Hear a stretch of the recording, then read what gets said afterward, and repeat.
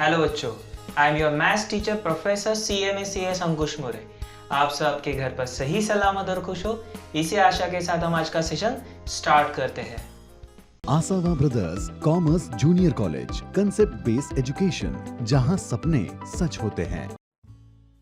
Hello बच्चों, अब तक हम पार्टीशन वैल्यूज में क्वार्टाइल्स को स्टडी कर चुके हैं। क्वार्टाइल्स के अभी भी कुछ प्रॉब्लम्स हमारे बाकी है टेक्स्ट बुक में से, वो भी हम आगे पढ़ने वाले हैं। उसे देखने से पहले हम आज पार्टीशन वैल्यूज में डेसाइल्स एंड परसेंटाइल्स क्या होते हैं वो स्टडी कर लेंगे। डेसाइल और परसेंटाइल होने के बाद जो एडवांस लेवल ऑफ प्रॉब्लम्स है वो हम सॉल्व कर पाएंगे। तो अभी क्वार्टाइल्स के और कुछ क्वेश्चन है वो पढ़ने से पहले हमें डेसाइल और परसेंटाइल को अंडरस्टैंड करना ज़रूरी है।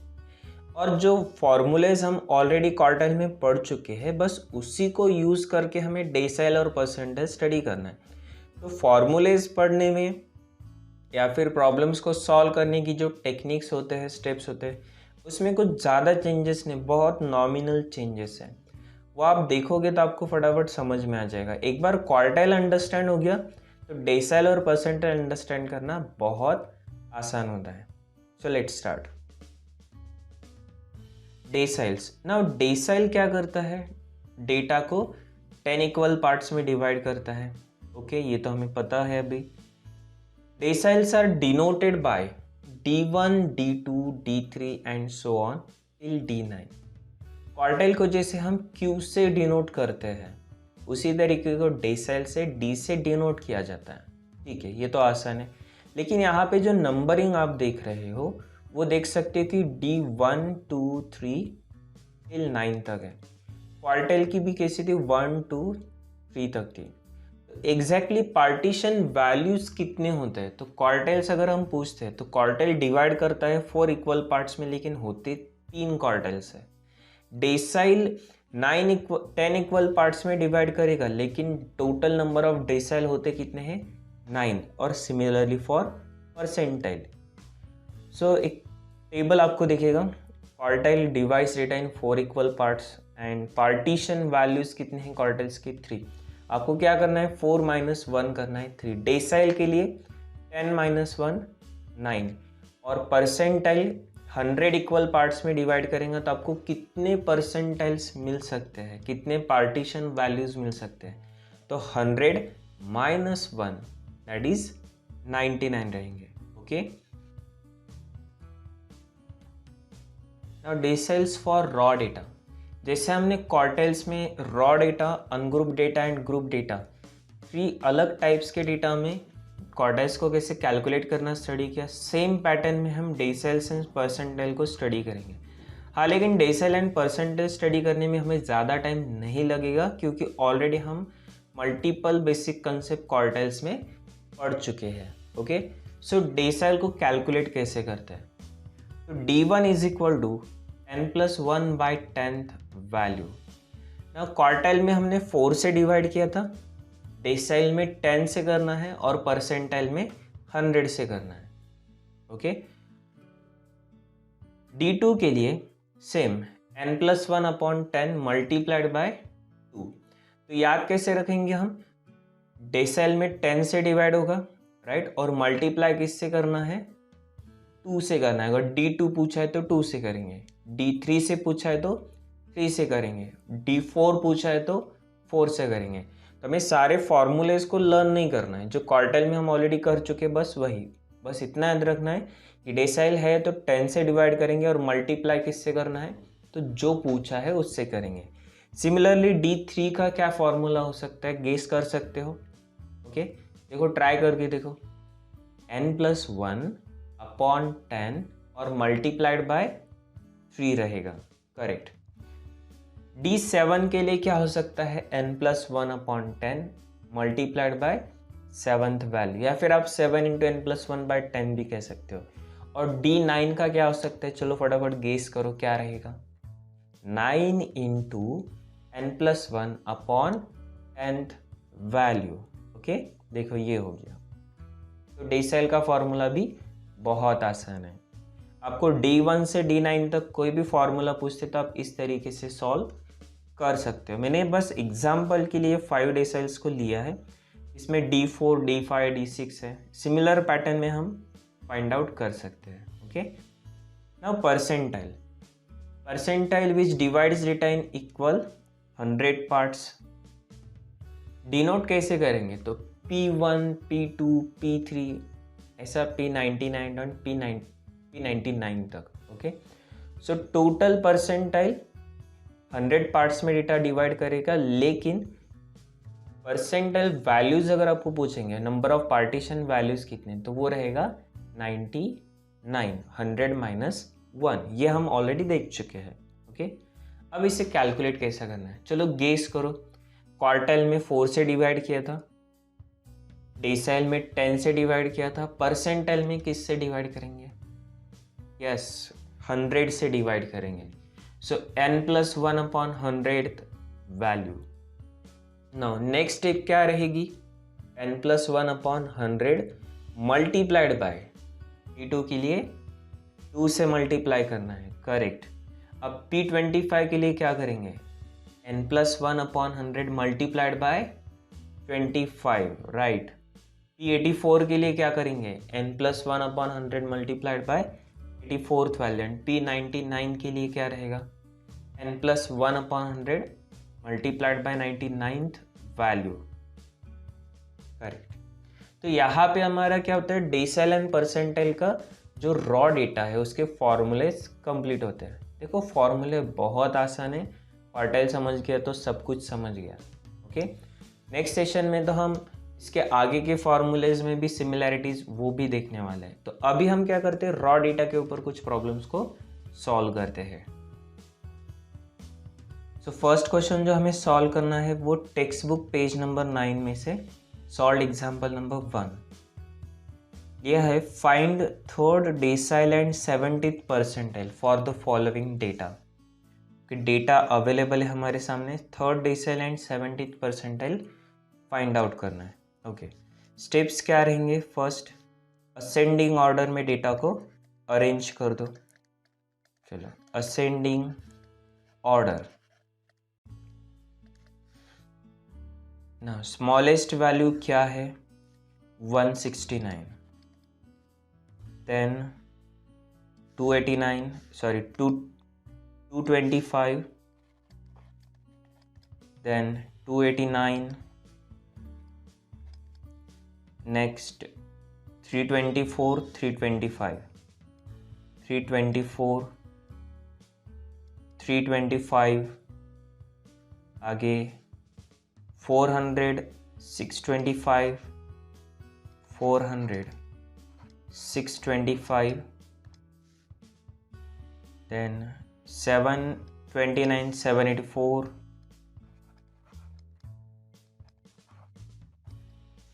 and finally 841। ओके, सो ये हमारे असेंडिंग ऑर्डर होगी। कितने नंबर्स है, 1 2 3 4 5 6 7 8 9 10। ये भी 1 2 3 4 5 6 7 8 9 10। तो n हमारे लिए हो गया 10। थर्ड डेसाइल कैलकुलेट करना है, मीन्स D3 कैलकुलेट करना है ना। D3 इज इक्वल टू क्या फॉर्मूला हमने देखा है, तो 3 × n+1/10th वैल्यू। ये हो जाएगा 3 × n+1, that is 10+1/10th value. सो 10+1 11, 11 × 3 33, 33/10 करेंगे तो 3.3। ओके, सो 3.3rd वैल्यू। अब 3.3rd वैल्यू कैसे फाइंड आउट करना है, तो 3.3rd 1 2 3 थर्ड वैल्यू ये है और ये 4th वैल्यू, ये दोनों के बीच में 3.3rd रहेगी। तो हम करेंगे 3rd value plus 0.3 multiplied bye 4th value minus 3rd value. Okay, 3.3 4th and 3rd value के बीच में है। सो 3rd वैल्यू क्या है, 289 है, plus 0.3 multiplied by fourth value है 324 minus 289 which is equal to 289 plus 0.3 into 324 minus 289, ये कितना आएगा? ये होगा 35। नाउ 289 प्लस 35 थ्री ज़ा कितना होता है 105। पॉइंट के बाद एक डिजिट है तो यहाँ पे भी पॉइंट के बाद एक डिजिट आएगा तो 10.5 और फाइनल आंसर हो गया 299.5। ये हमारा हो गया D3। ओके, और अब सेम पैटर्न में हमें P70 कैलकुलेट करना है। तो P70 is equal to what? 70 upon 100 into n+1 value. Now 70 multiplied by इसे यहाँ पे n+1 मतलब 10+1 कितना रहेगा? 11 अपॉन 100। तो 0 0 कट हो जाएगा। 7 इंटू 11 होता है 77। 77 अपॉन 10 करेंगे तो 7.7 वैल्यू। ओके, नाउ 7.7 वैल्यू कैसे फाइंड आउट होगी? तो P70 is equal to 7.7 means 7th value plus 0.7 multiplied by, अभी 7.7 ये 7 to 8 के बीच में होता है, इसलिए 8th value minus 7th value करना होगा। और 7th वैल्यू और 8th वैल्यू क्या है? 1 2 3 4 5 6 7 और ये 8, 625 729। 625 plus 0.7 into 729 minus 625 which is equal to 625 plus 0.7 into 729 minus 625, ये कितना होगा? देखो 729 माइनस 625 तो 401 104 इक्वल्स टू 625। ना 0.7 से मल्टीप्लाई करने तो 104 इंटू 7 पहले कर दो, वो होता है 728। और अब पॉइंट के बाद एक डिजिट है तो यहाँ पे भी पॉइंट के बाद एक डिजिट दे देना है। नाउ 625 प्लस 728 ये आ जाएगा हमारा 697.8 P70। ठीक है, 697 एंड 299.5। ओके, चलिए आंसर आप लिख लो अभी फटाफट। ये भी आंसर जब भी लिखना है आपको क्या करना है, वीडियो को पॉज कर देना है और पॉज करके जो आंसर है उसे लिख लेना है। ठीक है, एक और क्वेश्चन हम सॉल्व करते हैं। मिसलेनियस एक्सरसाइज में से क्वेश्चन नंबर 1 है, the data give numbers of accident per day on the railway track, compute Q2 Q17 and D7। ठीक है, अभी क्वार्टाइल भी इसमें पूछा है। अभी डेसाइल परसेंटेज सीखने का रीज़न भी ये है क्योंकि बहुत से प्रॉब्लम्स में उन्होंने तीनों पूछ लिया, तो हमें क्वार्टाइल डेसाइल परसेंटेज सब कुछ पता होना चाहिए। चलो स्टेप्स, असेंडिंग ऑर्डर,